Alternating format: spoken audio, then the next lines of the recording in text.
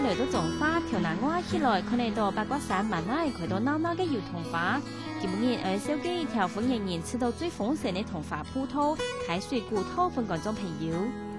行過拖山坡下草屯交流道，向歡迎市區行，挖咗薯片嘅中南路，到到鹽草路挖真薯片，過向前行白蘭公車，做薯片最開水古土。去上茶來到種花歡迎嘅開水古土。一上鏡就看得到開到東江嘅洋客堂，再老人講，沙下來就看得到開到萬山萬宜嘅油桐花。開水古土無票上茶嘅素菜，都係去電山茶經人來殿下功夫，從2公里都係平貨嘅價，對其他條來講都輕鬆。我騎1年多了，對你們來說的難度應該是算輕鬆，輕鬆，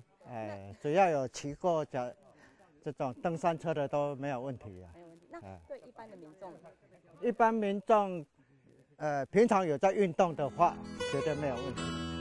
總批完整嘅人去到輕鬆快樂，佢路誒唔但搶輕鬆書面，佢都用嘅桐花，還卡有桐花地毯讓隻家掉。桐花跌到櫃體內，小妹用桐花打扮自家，主人要動用心為設計為做造型，帶點桐花花瓣嘅設計為特別定一下。衣服太細美的桐花拿度，翕講講嘅相片，就是很美啊，像在國外啊。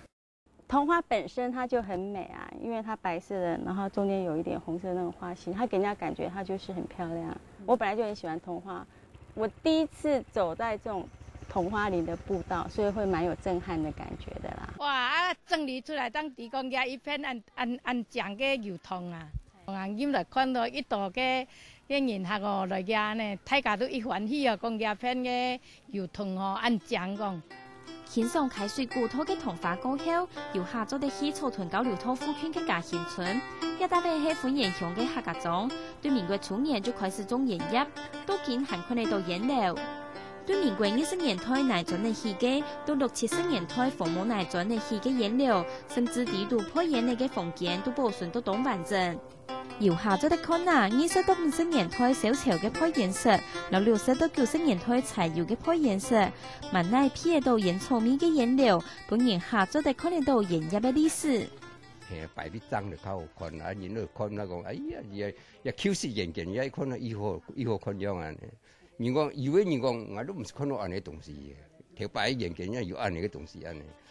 種花八卦山嘅桐花打到東江，跌到水調度嘅桐花，還看得到山下嘅用誒，將到大家頓腳欣賞。無一本風吹到一浪一浪，啲人呢看得到客家莊流顏料，欣賞桐花過後，還做得落一轉客家人文之旅，半夜里場加添還較多嘅自信。客家新聞彭清樂、鄭曉玉種花報道。